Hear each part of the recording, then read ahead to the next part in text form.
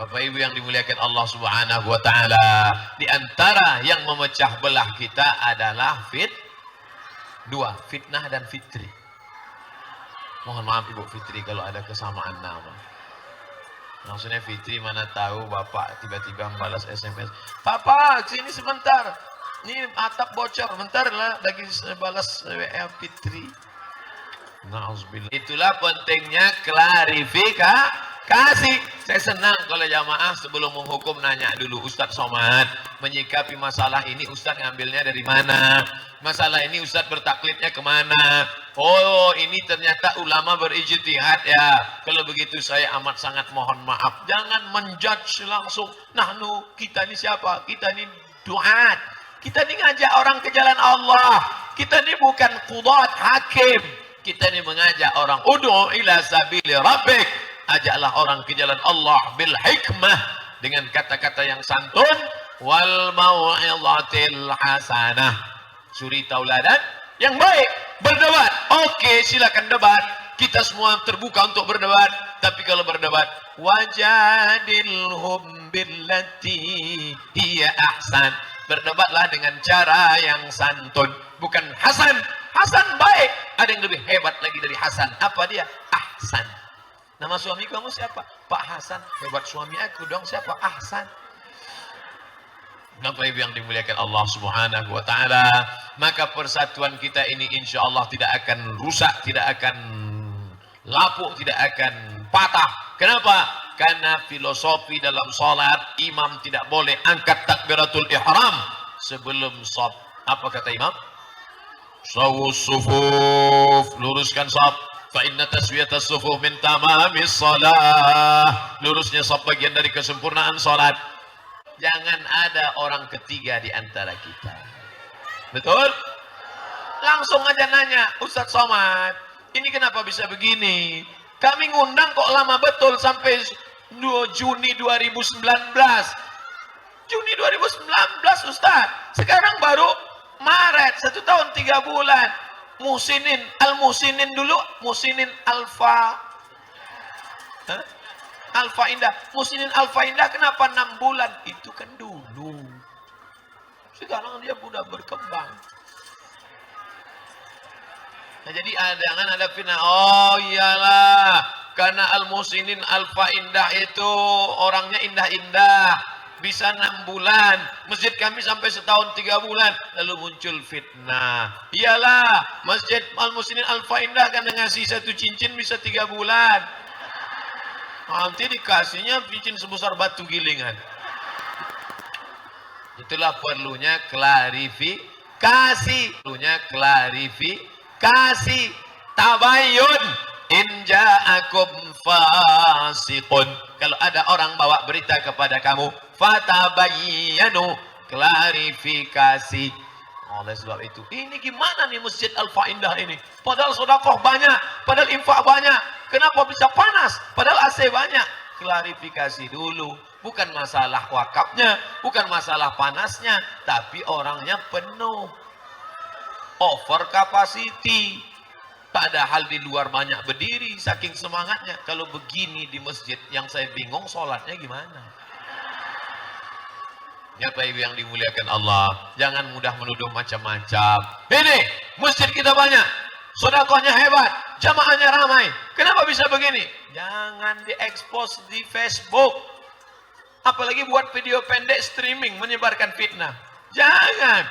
Klarifikasi, langsung datang ke ketua masjid. Pak ketua, ya ini sedekah kita selama ini banyak. Kemana uang ini perginya? Saya mau nanya nih Pak. Lalu apa kata Pak ketua masjid? Mohon maaf, kita sedang beli tanah untuk mendirikan SMPIT. Oh, pantesan. Kenapa nggak diumumkan selama ini? Takut jadi fitnah. Oh, kalau gitu saya mau nyumbang lah Pak. Tapi tolong jangan tulis nama saya, buat aja hamba Allah, hamba Allah. Saya takut riak. Ya, boleh. Mau nyumbang berapa? 25.000 aja.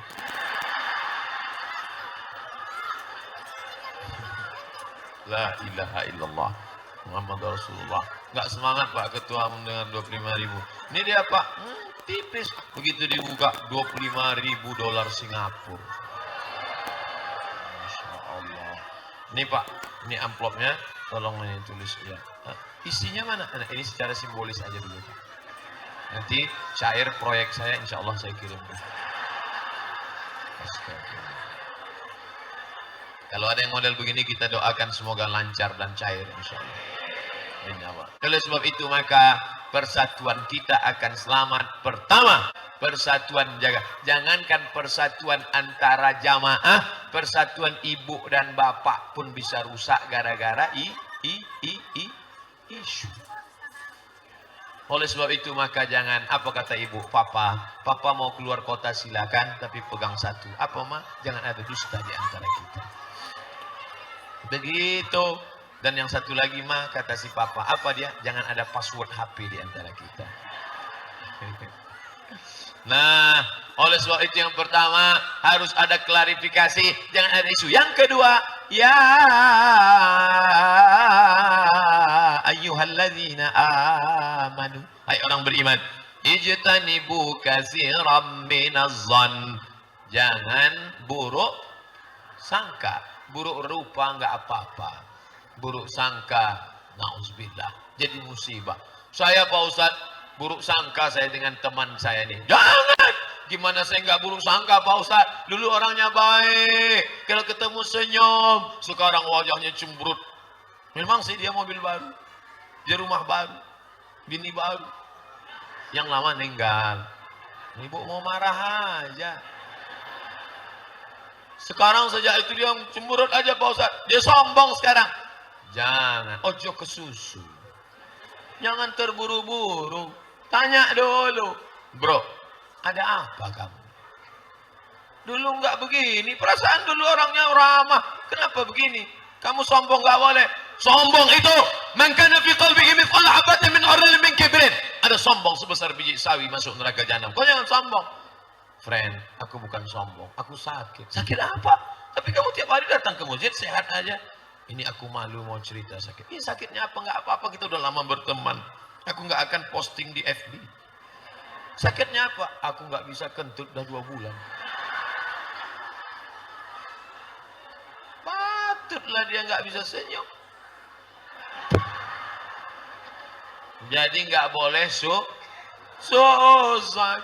Kita harus senantiasa husnuzan. Su'uzan, andai benar tetap dosa, andai salah double. Dosanya 2. Yang paling enak husnuzan. Husnuzan aja. Tapi ada saat-saatnya kita mesti su'uzan. Anak gadis kita dibawa orang. Husnuzan apa su'uzan? Su'uzan.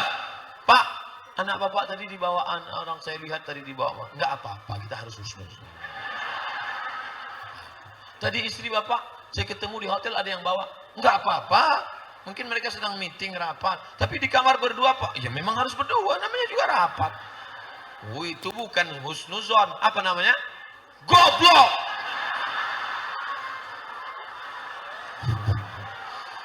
Maka soal itu ini mesti ada. Yang pertama, klarifikasi. Yang kedua, jangan suuzon. Yang ketiga, ghamtun nas, jangan menyepelekan orang. Tak boleh. Mau dia orang Jawa, mau dia orang Sunda, mau dia orang Batak, mau dia orang Arab. Yang ini Arab Pak Ustaz, yang ini Arab cemas. Yang ini Arab maklum. Semuanya adalah hamba Allah. Yang menciptakan dia siapa? Allah. Yang mengutus dia ke dunia ini siapa? Allah. Menyepelekan dia berarti menyepelekan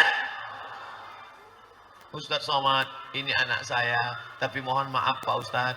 Mohon maaf ya Pak Ustadz, nanti kalau tingkah laku tindak tanduknya tidak seperti anak yang lain, dia memang mesti ada perlakuan khusus. Kata seorang tua kepada saya, khawatir anaknya tidak hormat, tidak mau menyalami saya ambil tangan anak itu, saya cium. Inilah tamu Allah, dia lebih dulu masuk surga 500 tahun daripada kita, karena dia tak ada dosa apa-apa. Jangan kau sepelekan. Ini tamu Allah, dia lebih dulu masuk surga, kita banyak dosa. Yang paling banyak dosanya di masjid ini siapa? Yang paling banyak ngomongnya, itu yang paling banyak dosanya. Man kasura kalamuhu, siapa yang banyak ngomongnya, kasura saqatuhu, maka dia yang paling banyak salahnya. Makanya saya sadar bahwa saya orang yang paling banyak salah. Dan orang paling banyak salah adalah orang yang mesti paling dulu minta maaf. Bapak Ibu sekalian, kalau ada kata-kata saya tidak berkenan di hati, maka saya selama menyampaikan ceramah ini saya mohon maaf. Maukah Bapak Ibu maafkan saya? Demikianlah tausiah ini saya sampaikan. Belum, masih contoh.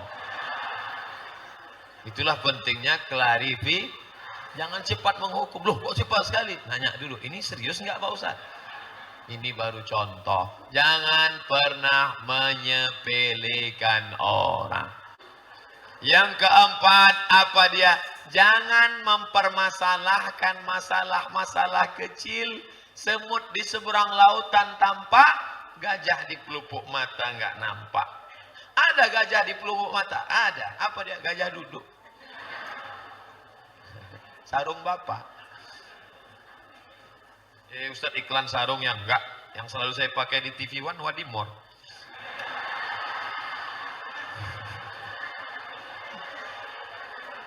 Nah, sampai mana tadi? Kok bisa hilang?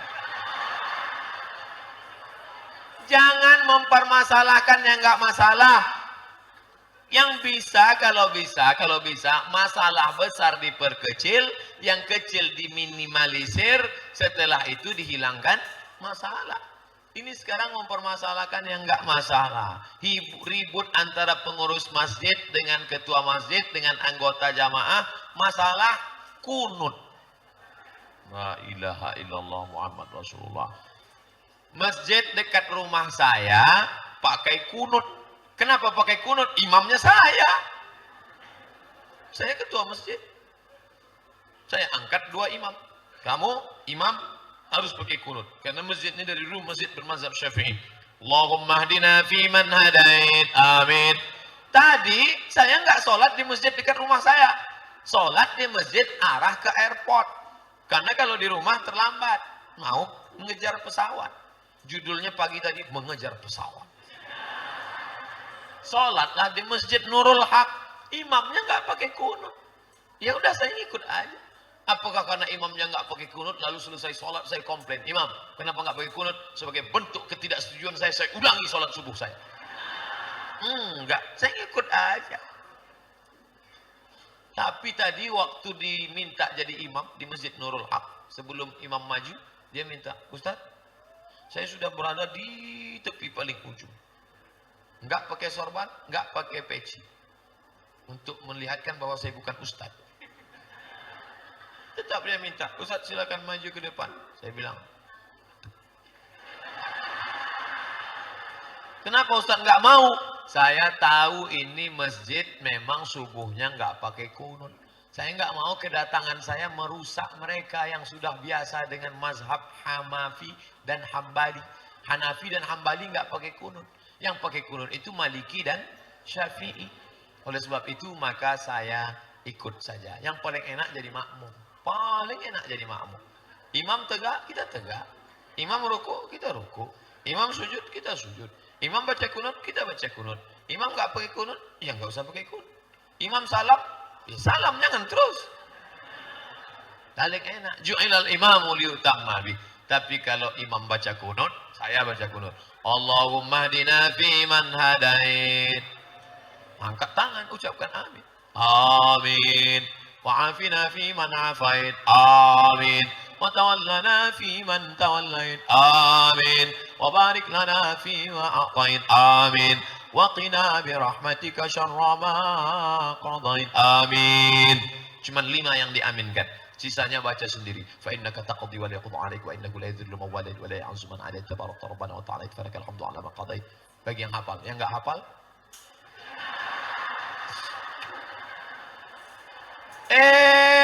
yang di sebelah ini enggak mau amin.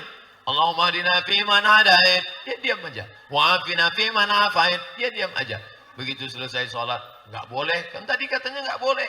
Suuzon. Tanya, klarifikasi. Bro, boleh nanya? Iya. Kamu tadi kok nggak mau nyebut amin?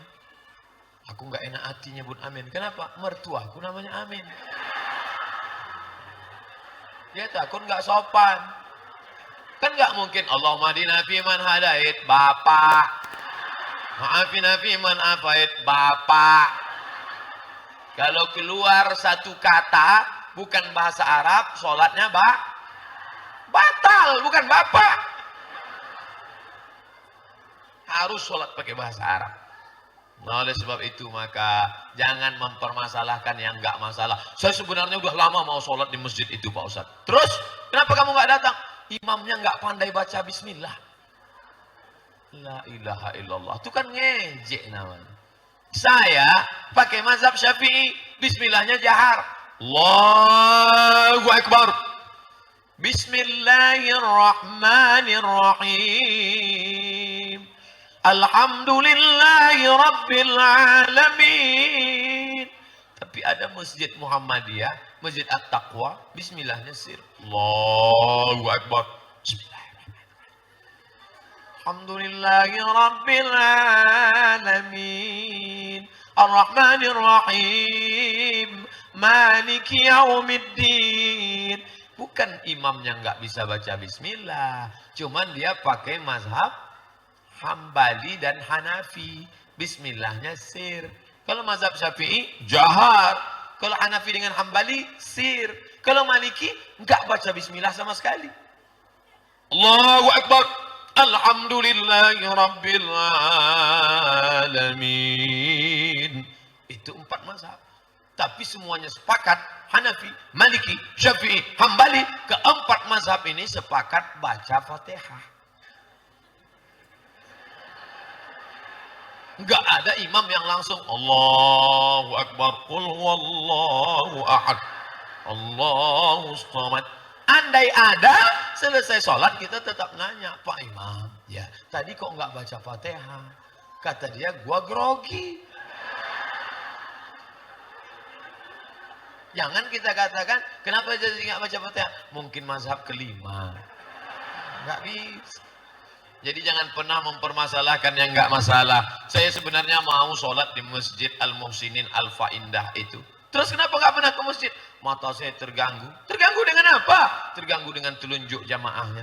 Ada yang gini-gini, ada yang gini-gini, ada yang gini-gini. Makanya belajar fikih perbandingan mazhab. 3 jari ditekuk. Yang 1 di ujung. Letakkan ujung jari ke ujung jari. Ini maksudnya. Bukan ini. Ujung jari ke ujung jari. Kalau ada ustaz yang ngomong, letakkan ujung jari ke pangkal jari. Ini maksudnya. Pangkal jari sini. Kalau ujung jari ini. Gini boleh, gini boleh. Telunjuk turun. At-tahiyatul mubarakatus salawatut thayyibatu lillah. Assalamu alayka ayuhan nabiyyu wa rahmatullahi wa barakatuh. Wassalamu alayna wa ala ibadillahis salihin. Telunjuk diangkat pada lafaz Allah. Itu mazhab Syafi'i yang saya pakai. Asyhadu an la ilaha illallah. Syafi'i. Kalau Hanafi, la baru diangkat. Allah turun. Asyhadu an la ilaha illallah. Itu Hanafi. Kalau Hambali, setiap lafaz Allah naik. At-tahiyatul barakatuh salawatut thayyibatu lillah. Assalamu alayka ayuhan nabiyyu wa rahmatullah. Assalamu alayna wa ala ibadillah. Asyhadu an la ilaha illallah. Kalau Maliki dari awal sampai akhir bergerak at-tahiyatul barakatuh salawatut thayyibatu lillah. Assalamu alaykum. Jadi enggak usah dipermasalahkan. La tatajawaz basaruhu isba'ahu. Mata melihat ujung telunjuk. Yang dilihat itu ujung telunjuk. Tadi mata lihat tempat sujud, tapi ketika tasyahud lihat ujung telunjuk. Yang dilihat itu telunjuk kita, bukan telunjuk orang. Ini banyak yang sholat lihat telunjuk.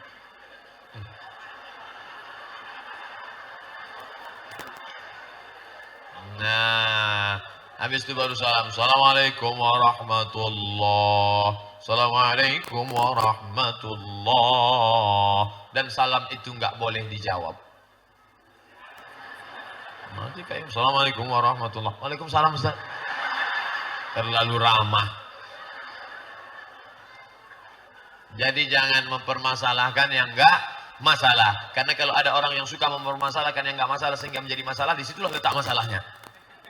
Nah, setelah kita klarifikasi, setelah kita bebas dari suuzon, setelah kita tidak menyepelekan orang, setelah kita tidak lagi mempermasalahkan masalah remeh-temeh kecil yang tidak masalah, barulah kita bisa bersatu berjamaah.